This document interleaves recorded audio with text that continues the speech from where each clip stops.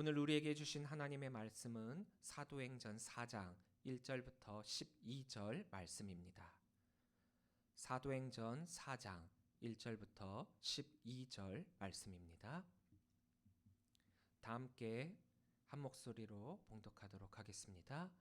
사도들이 백성에게 말할 때에 제사장들과 성전 맡은 자와 사두개인들이 이르러 예수 안에 죽은 자의 부활이 있다고 백성을 가르치고 전함을 싫어하여 그들을 잡음에 날이 이미 저물었으므로 이튿날까지 가두었으나 말씀을 들은 사람 중에 믿는 자가 많으니 남자의 수가 약 5천이나 되었더라.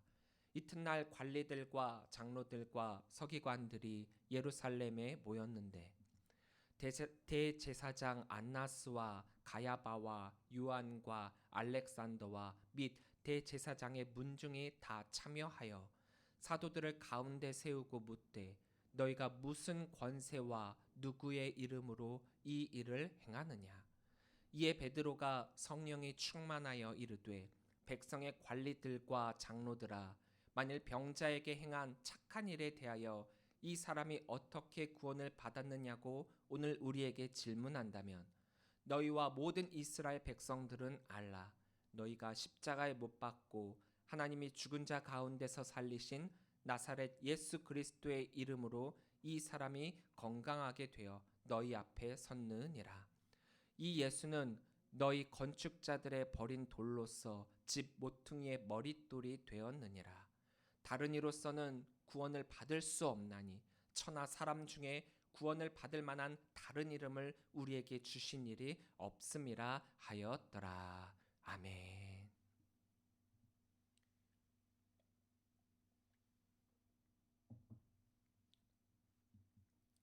할렐루야. 오늘도 주의 전을 찾으신 우리 성도님들을 주의 이름으로 사랑하고 축복합니다. 복음대로 산다라고 하는 것이 무슨 뜻일까요? 우리가 복음에 대해서 많이 듣고 있고 복음대로의 삶을 살아야 된다라고 이야기를 하는데, 복음대로 산다라고 하는 것은 복음이신 예수님처럼 산다라는 뜻입니다. 다만 차이가 있다라고 한다면 예수님은 그 삶에서 하나님의 계획하심을 드러내셨지만 우리는 우리의 삶에서 복음이신 예수님을 드러내야 한다라는 점입니다. 내 자신이 복음이 될 수 없을 뿐더러 예수님 이외의 것을 전한다라고 한다면 그것은 복음이 되지 못하게 되는 거죠. 결국 우리가 예수 이름 외에 다른 것을 전한다면 복음이 아닌 것을 전하게 되는 것입니다. 베드로와 요한이 이제 예수의 이름으로 병자를 치유했습니다.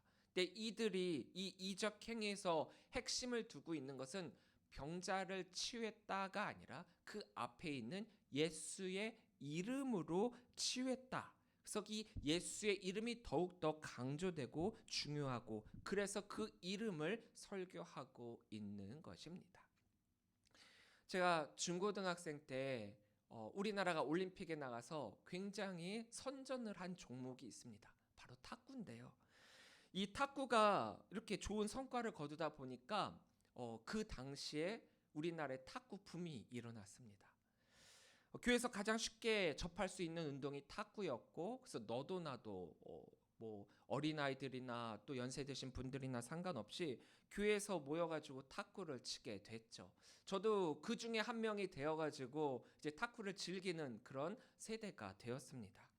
근데 뭐 누가 이 탁구를 이렇게 쳐야 된다 저렇게 쳐야 된다 처음부터 그 기술을 가르쳐줬던 게 아니라 그냥 마음에 맞는 친구들이랑 또 비슷한 또래 사람들, 그리고 실력이 비슷한 사람들이랑 치다 보니까 그냥 재미로 치게 되고 그들 나름대로의 실력으로 뭐 주거니 받거니 하는 그런 정도가 되었었던 거죠.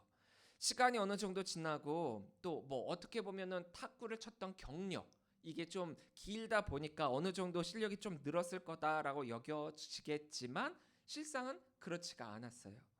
기초가 제대로 다져지지 않았을 뿐더러 탁구를 이렇게 치면 이렇게 된다라고 하는, 회전을 오른쪽으로 주면 뭐 오른쪽으로 받아야 된다, 왼쪽으로 해야 된다, 이런 원리와 방법을 익히지 않은 채 마음대로의 그 방법으로 쳐왔고, 그랬기 때문에 잘못된 습관이 들었단 말이에요. 그러다 보니까 시간이 지난다라고 하더라도 결코 실력이 늘지 않았어요.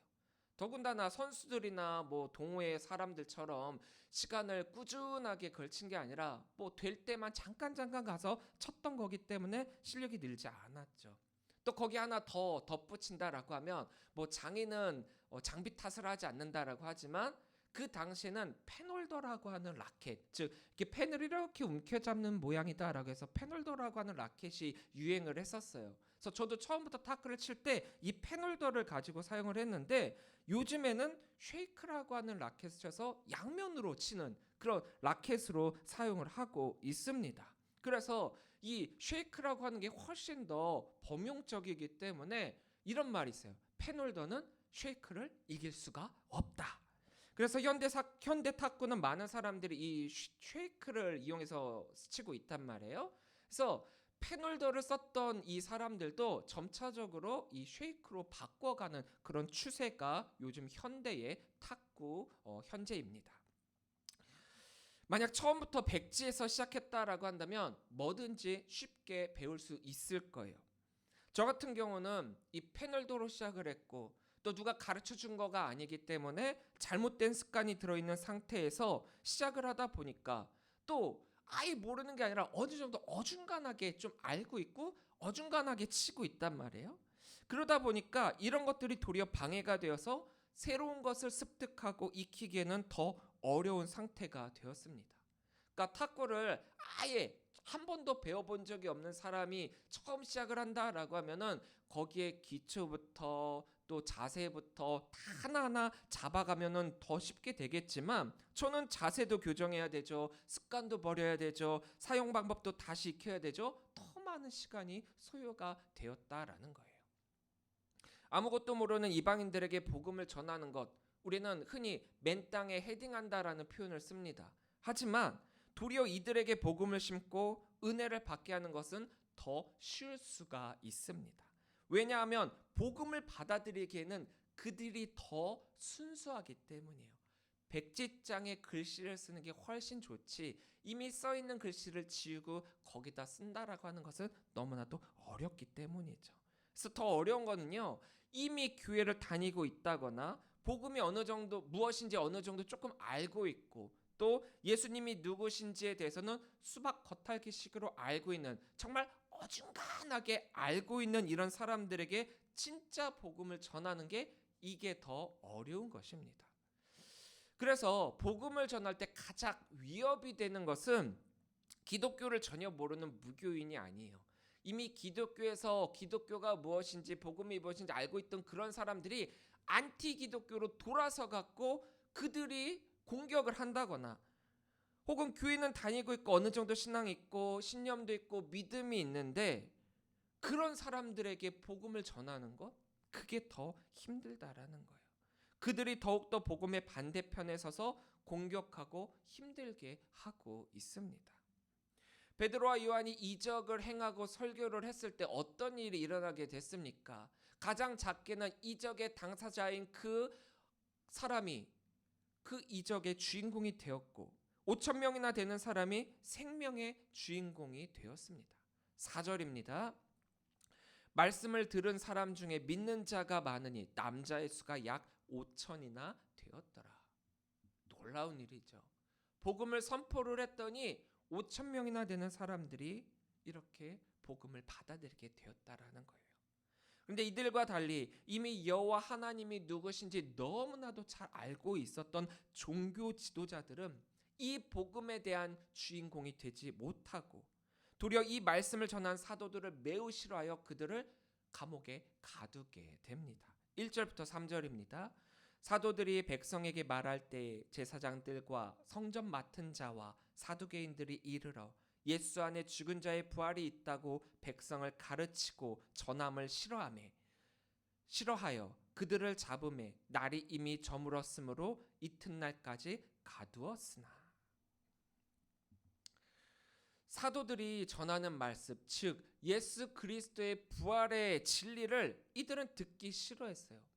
하나님이 누구인지 너무나도 잘 알고 있었던 종교 지도자들입니다. 그 중에 사두개인들은 부활이 없다라고 주장하는 이들이에요. 하나님은 믿되 부활은 없다. 이들은 부활 그 자체를 믿질 않아요. 그런데 예수 그리스도께서 다시 살아나셔가지고 나셨다라고 하는 이 진리를 이 사도들이 전하고 있으니까 듣기 너무 거북한 거예요. 더군다나 이 예수님은 자신들이 잡아 죽게 만든 장본인들이지 않습니까? 예수님조차 그렇게 만든 이들이 이 사도들을 그냥 가만히 내버려 둘 리가 있겠습니까? 이들을 내버려 둔다라고 하는 것은 첫째, 자신들의 잘못을 인정하는 것이고, 둘째, 이들이 전하는 복음을 인정하는 겁니다. 예수가 전한 복음과 예수로 말미암은 이 부활을 인정하며 사도들의 복음을 인정하게 되니까 어떻게 해서든지 이것을 부인하고 이 복음을 전하고 있는 이 사도들을 어떻게 해서든지 처리를 해야 될 그런 상황이었던 거예요. 그래서 이들을 잡아서 감옥에 가두게 되는 것입니다. 하지만 복음의 진리는 세상이 아무리 거부하고 부정하고 숨기려 해도 결코 가릴 수 없는 거예요.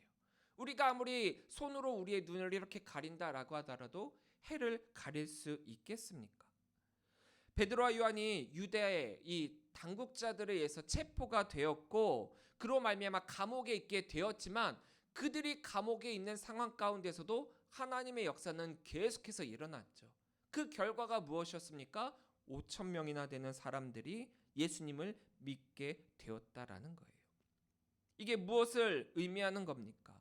아무리 핍박과 방해와 도전과 음모가 있을지라도 복음의 능력은 계속 쭉 진행이 된다는 뜻입니다. 복음을 전하다 보면 이렇게 커다란 방해와 모함을 받을 수가 있어요. 하지만 유대교의 이런 방해를 받았던 이런 상황 가운데서도 하나님의 역사는 끊이지 않았습니다. 기독교의 역사가 평탄했던 적은 거의 없어요. 사실 평탄했던 적은 기독교의 암흑기입니다. 도리어요. 우리가 18세기에 유럽 전 지역에 기독교가 국교로 지정이 되고 퍼졌을 당시 너무나도 많은 나라들이 하나님을 믿고 믿음을 가진 사람들이 되었다라고 하지만 우리는 역사적으로 판단할 때 그때가 기독교의 암흑기라고 이야기를 해요. 그러나 초창기 그리고 기독교의 부흥이 일어났던 그때는 어떻게 보면 너무 힘들고 고난이 있고 핍박이 있고 심지어 믿는 것으로 인해 죽음까지도 각오해야 되는 순교가 있었던 그런 때라도 그때는 복음의 능력이 확장되고 부흥이 일어났던 그런 때입니다.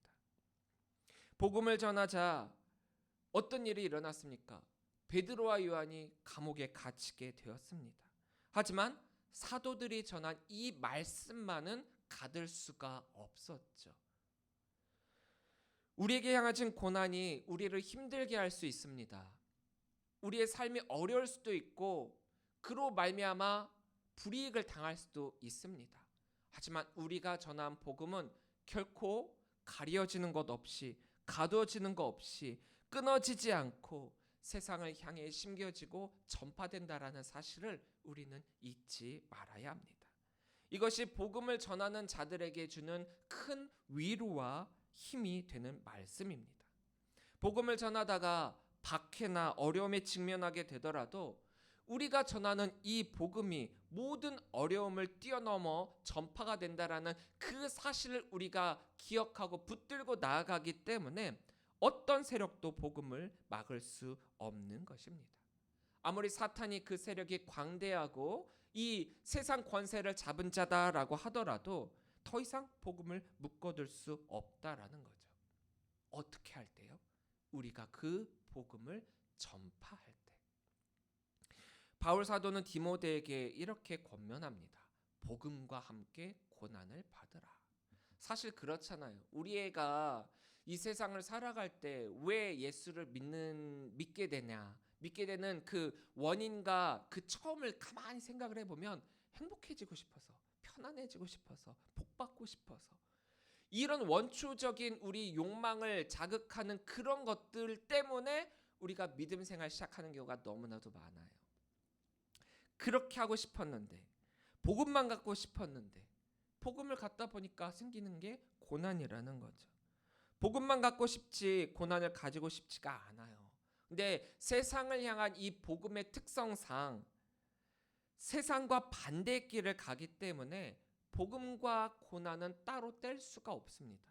복음과 고난은 한 짝이요 한 몸 공동체입니다.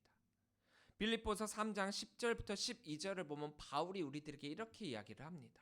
내가 그리스도와 그 부활의 권능과 그 고난에 참여함을 알고자 하여 그의 죽으심을 본받아 어떻게 해서든지 죽은 자 가운데서 부활에 이르려 하노니 내가 이미 얻었다 함도 아니요 온전히 이루었다 함도 아니라 오직 내가 그리스도 예수께 잡힌 바 된 그것을 잡으려고 달려가노라.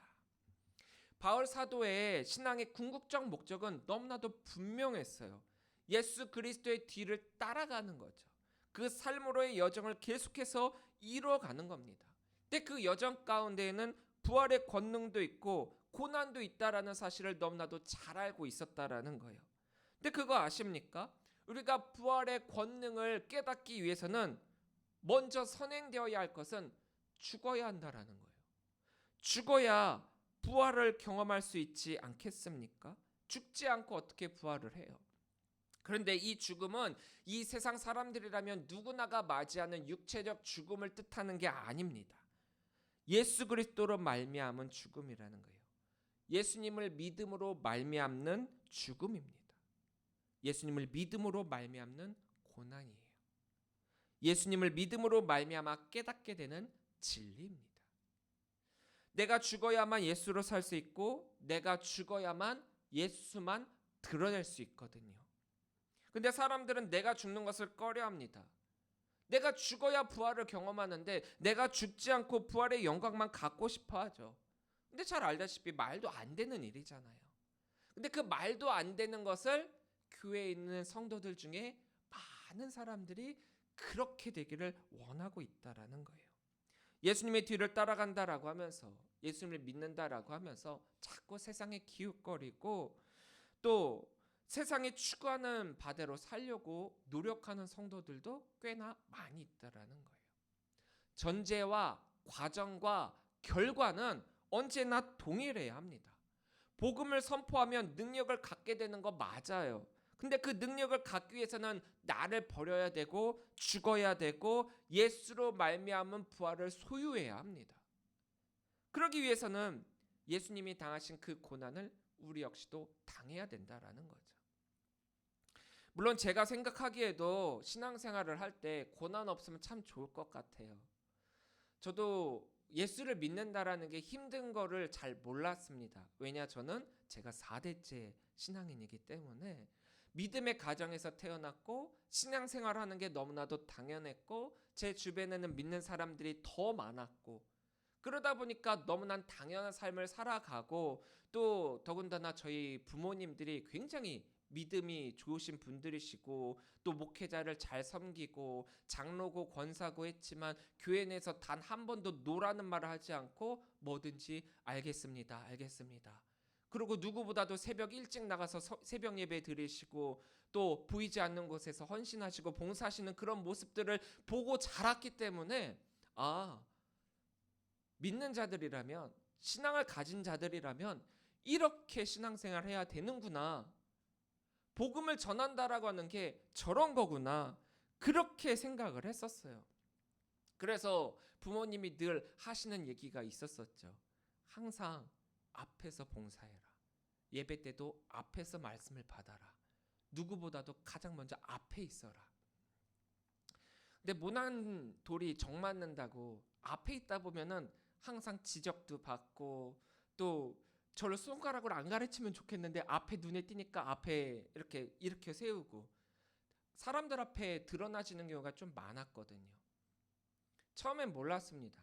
근데 그러다 보니까 받게 되는 고난도 있더라고요. 교회 나올 때 사실 사람들이 큰 교회를 선호하는 까닭은 뭐냐? 큰 무리 중에 내가 묻혀갖고 드러나고 싶지 않기 때문에 그냥 편안하게 말씀 듣고 누가 시키는 봉사도 안 하고 뭣도 안 하고 그냥 내가 그냥 하나님과의 교제만 갖고 교회만 왔다 갔다 하는 신앙을 갖기 위해서 큰 교회를 가는 경우가 참 많이 있습니다.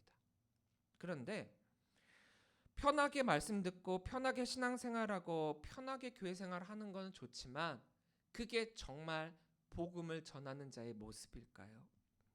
우리가 생각하는 부활의 영광, 그 능력마저도 사실은 고난이 되기도 합니다.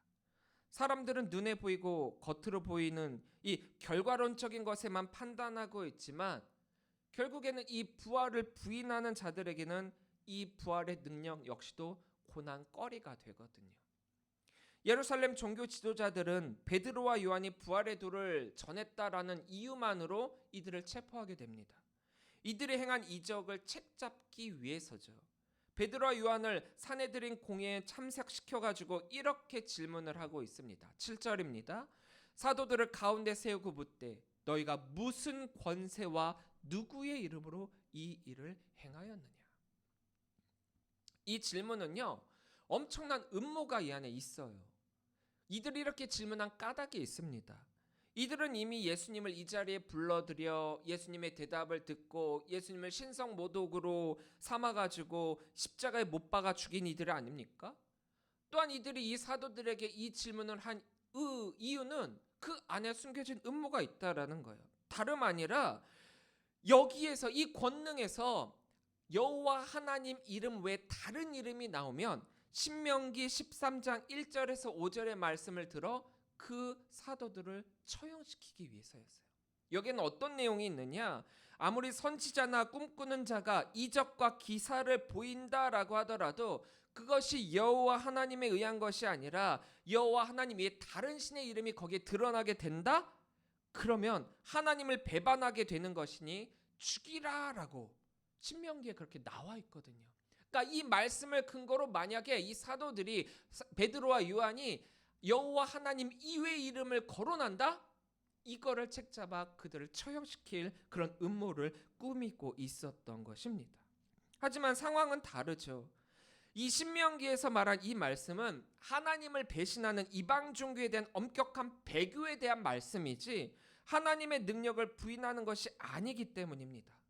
근데 여기서 자칫 말 하나 잘못하면은 코에 끼면 코걸이, 귀에 걸면 귀걸이라고 이들이 이 율법을 자기들의 율법으로 뒤바꿔 꼬투리 잡아 그들은 그들만의 율법에 의해 처형당할 위험에 놓이게 된 거라는 거죠. 어찌 보면 이들의 주장은 틀린 건 아닙니다. 하나님의 이름으로 이 능력이 행해졌다? 맞는 거잖아요. 근데 이들의 말이 틀리지 않았다라고 해갖고 이들의 말이 옳은 것도 아닙니다. 그들이 근거로 들고 그들이 주장하는 여호와 하나님의 이름은 분명히 우리가 따르고 섬겨야 할 우리 오직 한 분뿐인 하나님이십니다. 그리고 여호와 하나님 한 분을 섬기는 우리 성도라는 것은 변함이 없죠. 그러니까 우리도 하나님만을 섬기는 하나님만을 유일신으로 섬기는 기독교인, 그리스도인이에요. 그런데 이것은 일부분이에요. 이들이 주장하고 있는 건 일부분입니다. 성경의 한 조각일 뿐이라는 거죠. 한 말씀, 부분의 말씀일 뿐입니다. 성경 전체를 놓고 성경을 선포해야지 어느 성경 한 부분만 놓고 이것이 성경 말씀입니다. 이것만이 진리입니다. 이야기하는 건 오늘날 이단들이 주장하는 거랑 똑같잖아요. 그들도 성경에 있는 내용과 말씀을 가지고 성도들을 흔들고 있습니다. 성경에 없는 말을 가지고 성도들을 유혹하지 않아요. 허무맹랑하게 없는 말을 먼저 이야기하는 것이 아니라 일단 성경의 어떤 부분에서 비유로 하신 그 비유의 말씀, 이거는 예수님의 비유고 이 비유는 이거고 아 그렇구나 따라가다 보니까 어느 순간에 비유가 아닌 말씀도 비유로 바꿔가지고 그들 입맛에 맞는 것으로 그래서 이거는 요거를 뜻하고 막 이상하게 해석을 하기 시작을 한다라는 거죠.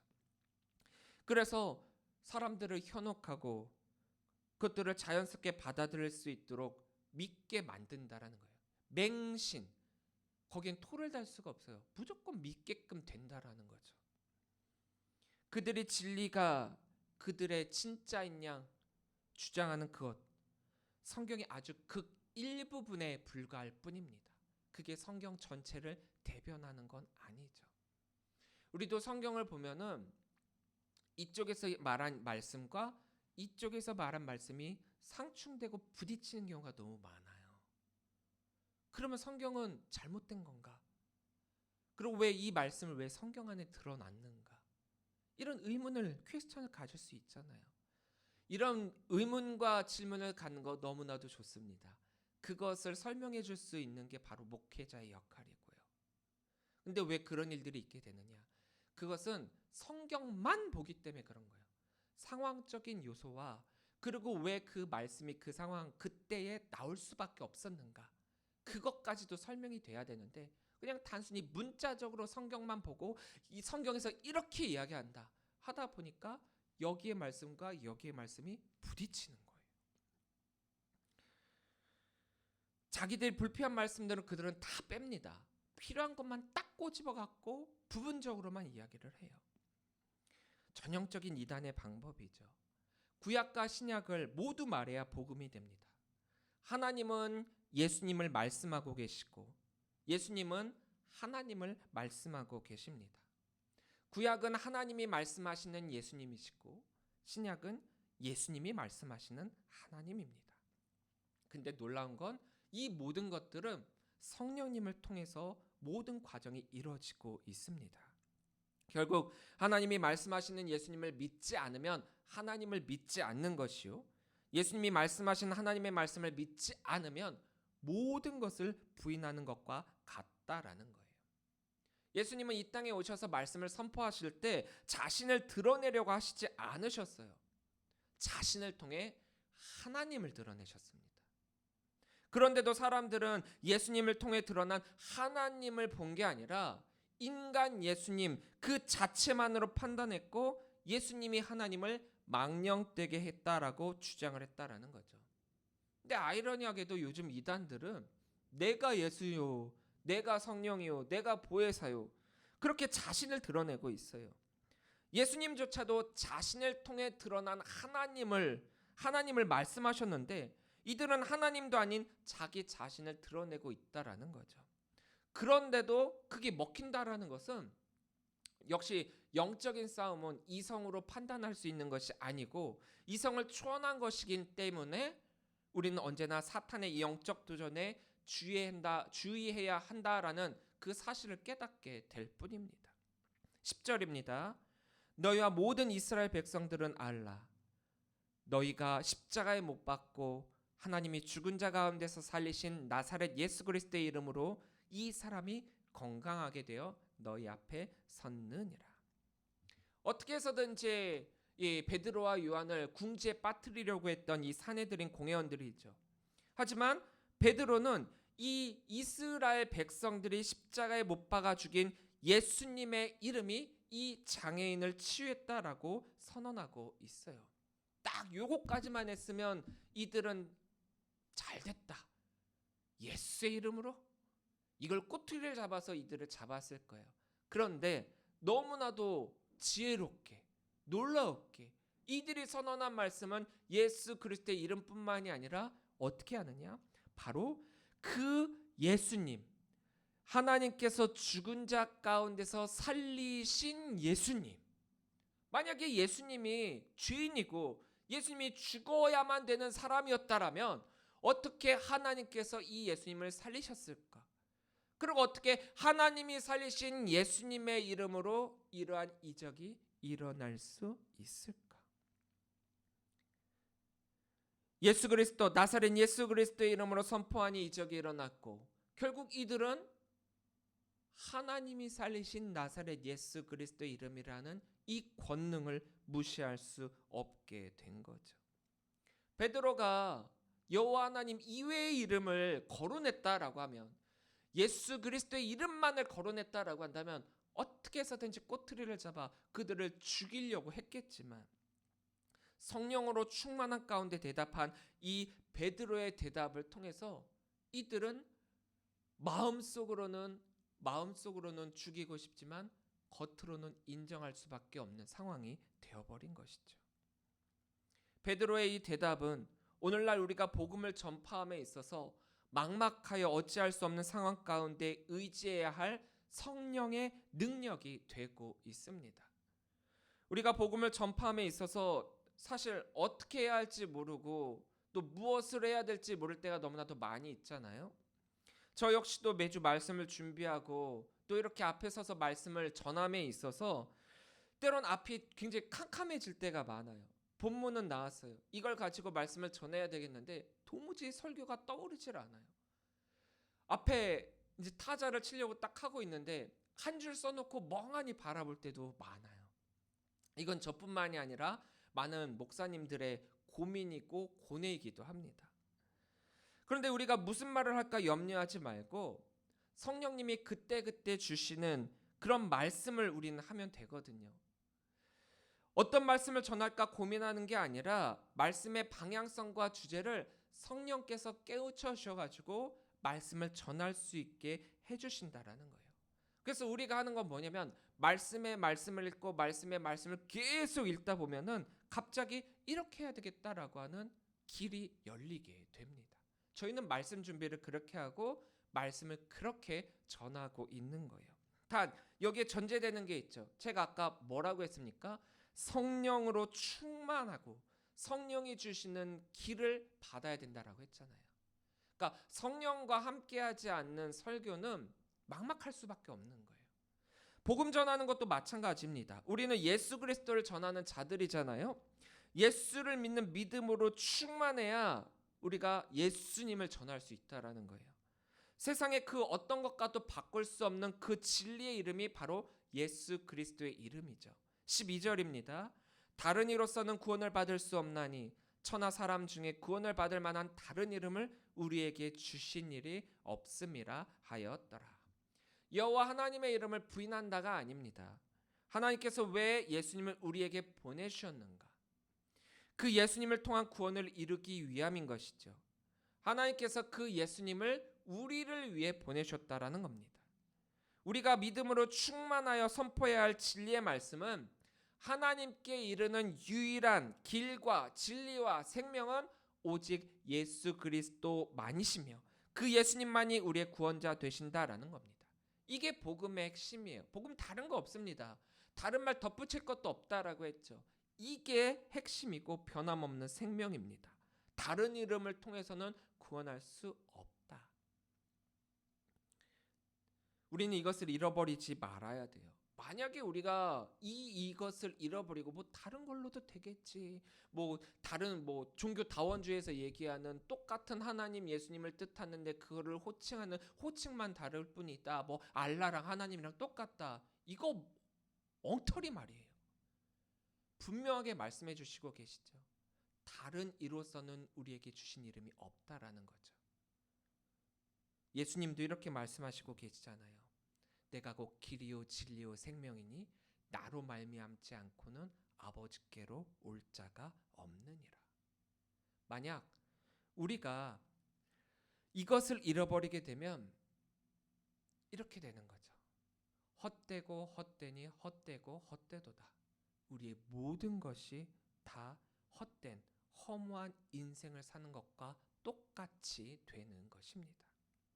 사랑하는 성도 여러분, 구원의 이름은 오직 예수 그리스도 이름, 이 이름 하나뿐입니다.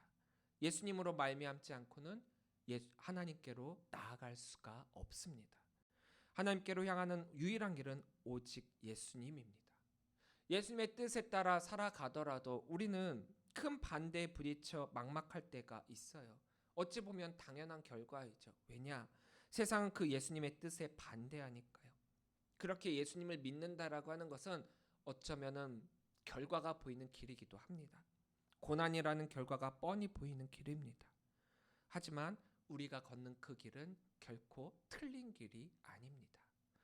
도리어 고난과 함께하는 길이다라고 한다면 우리가 예수님을 바르게 믿고 잘 믿고 똑바로 믿고 있다라고 하는 그런 증거이기도 합니다.